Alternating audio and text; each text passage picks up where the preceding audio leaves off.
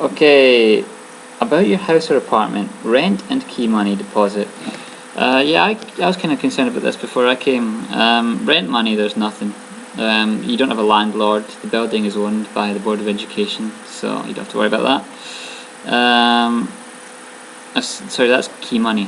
That's key money. You don't have to worry about that. Rent, as you know, is dead cheap. It's like 6,800 a month. That's that. Nothing. You do have to pay for gas, water, and electricity. And those bills are never too expensive. I think they're about 3,000 each. Maybe the water's never that much. Maybe the water's around 1,500.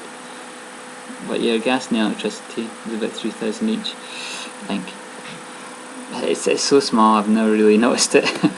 And that will come off your account automatically. You don't have to pay it, manually. There you go. Chime again.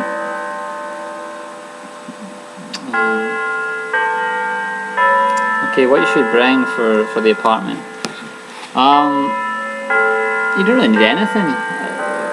Let me think. Everything's going to be supplied for you. There's a lot. I'm leaving a lot of stuff, and it's all useful. Like I've really tried to clear out stuff that's not of any use. So I think everything you really need is there. Actually, you should bring some towels.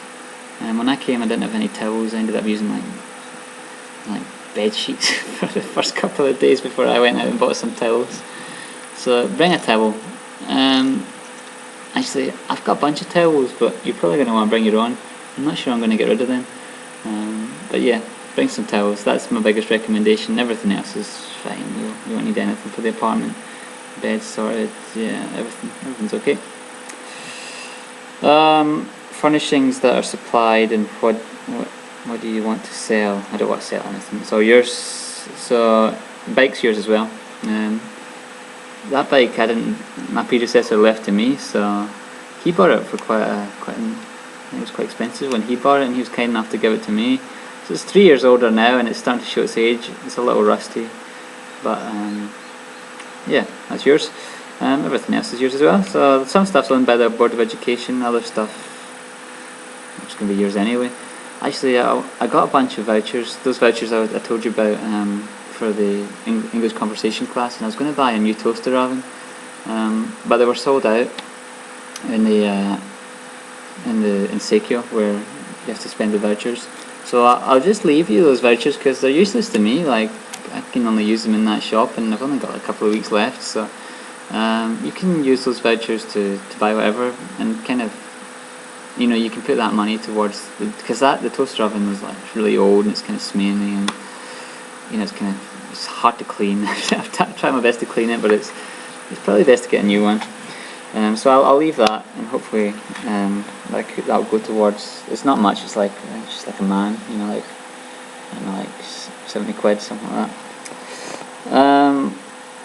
What you should bring for the apartment? Nothing. Description: how many rooms, floor plan, etc. Photos. Okay, well, I made the video, so I think you've got a pretty good idea of that. Average gas, electricity, phone, and water bills, and how they are paid. I kind of covered that. So yeah, as I said, gas and electricity. I think they're about 3,000 each, maybe 3,000 combined. It's not much. Phone's actually quite expensive. You have to pay. I think your phone bill's about 5,000 a month, and that includes. I mean, what you're really paying for there is the ADSL internet line. The ADSL is not that fast. When I came, it was pretty average. And as time's gone on, I guess it's kind of slow by today's standards. But if you're downloading stuff, you can get like a megabyte per second. That's probably like the top speed. So it's not slow. But it's not like your fibre optic kind of stuff that you can get in the city. But I think that's actually the fastest that you can get on Naoshima. So actually I was talking about it today with Kyoto Sensei, and she was saying that she wanted to, the Board of Education wanted to cancel the ADSL subscription. But I told them just to keep it because it's just going to be a hassle. You're going to want internet when you get here. It's just going to be a hassle for you to sign up for that again. So I said, can you not just transfer the names? So hopefully that'll go through and there won't be any problems with that.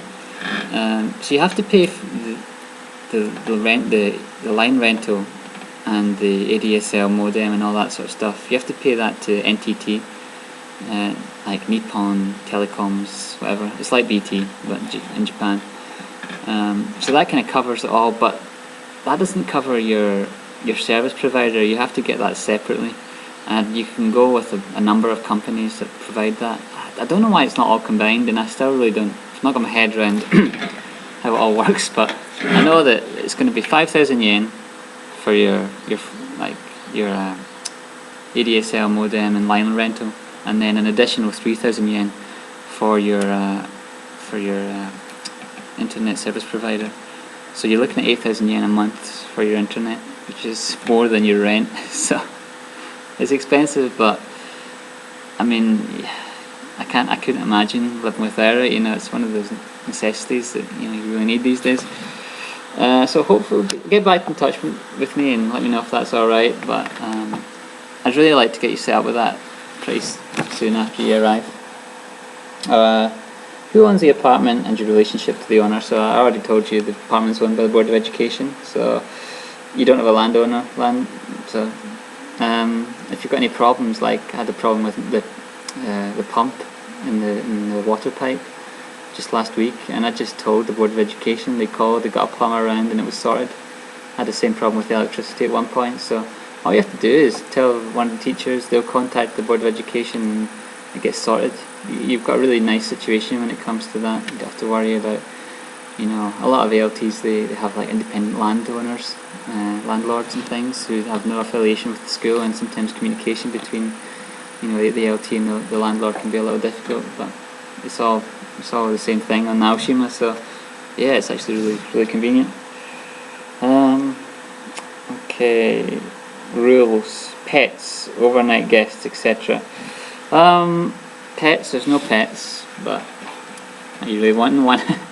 The teachers who live below you, the nurse and the school secretary, they feed the stray cats. I wish they didn't, because they kind of stink and they piss all over the place. Actually, there's been a new arrival, a kind of kitten recently, which has been kind of cute. But yeah, it's kind of, I don't know how you feel about cats, but yeah, there wasn't a huge concern. It's just like something you live with, really. In terms of overnight guests, they're pretty okay about it. You know, like my family have come on numerous occasions, and there's been like 2 or 3 people staying at once. Often when I've got friends who come round, yeah, I've had about 7 people stay in my apartment in one night, which was only one night, and there was like people sleeping in the kitchen, people sleeping in the hall, you know. I don't think they really approve of that, but if it's a one-off, you know, they don't care. And actually, you've got quite a lot of privacy. Like, there's no one really, especially on the weekends. All the teachers who live in the apartment buildings next to you, they go home to Takamatsu.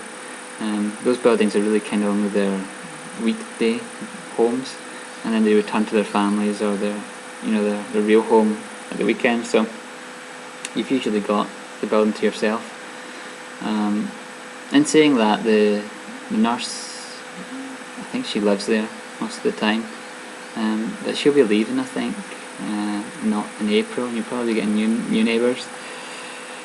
There was one time where I had a friend who was finishing up on JET, and he was looking for a place to stay in the sort of interim before he went home. And I was going back to the UK to visit my family, and I asked if it was okay for my friend to kind of, you know, just stay in the apartment by himself for a couple of days. And actually I got quite a negative response to that. They really didn't approve of me even asking.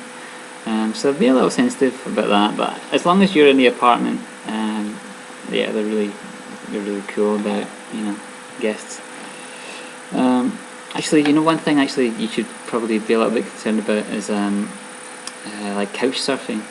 I don't think they would approve of like signing up, like making your apartment available on couch surfing, and because it is owned by the Board of Education, and you're getting quite a lot sort of, you know, you're not having to pay like full rent. I think they would see that as kind of a bit weird. So yeah, I think even if you were to ask if it was okay, they would probably say no. But yeah, friends overnight, that's cool.